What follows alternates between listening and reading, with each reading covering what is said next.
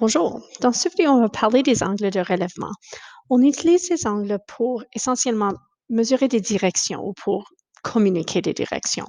Sur le système de relèvement a parfois azimut, mais le relèvement, c'est plus correct.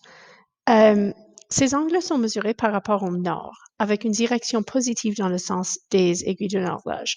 Alors, le nord, c'est mon zéro, et si j'ai un relèvement, par exemple, de 120 degrés, ça veut dire que, disons que je suis ici, et je vais commencer à marcher dans la direction à 120 degrés. C'est 120 degrés du nord. Alors, je me fasse vers le nord, je tourne à ma droite à 120 degrés, et je finis dans cette direction. Ça, c'est 120 degrés entre le nord et la direction que je décide de voyager. Alors, ça, c'est un relèvement de 120 degrés. Pour donner un autre exemple, un relèvement de 315. Alors, pour un relèvement de 315, on face vers le nord, on tourne à droite, 315 degrés. On finit ici, dans cette direction. Sur un relèvement de 315 degrés.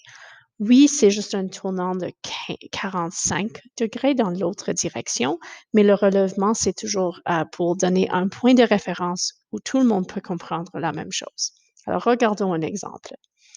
Alors, un bateau qui quitte un port sur un relèvement de 85 degrés, c'est-à-dire qu'on a notre port ici.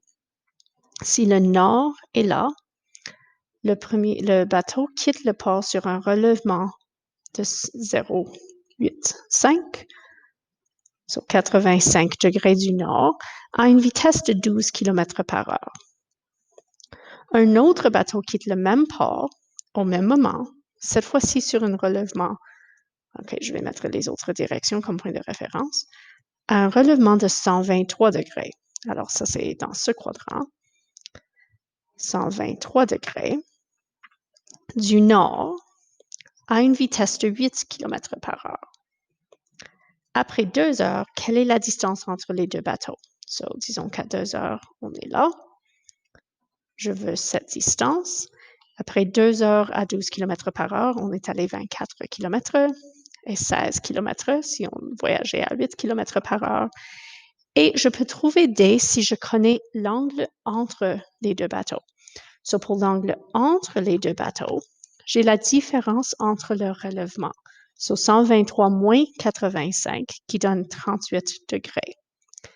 Et on peut donc calculer la distance entre les deux bateaux avec la loi des cosinus. So, c'est 16 au carré plus 24 au carré, moins 2 fois 16 fois 24, fois le cosinus de 38 degrés.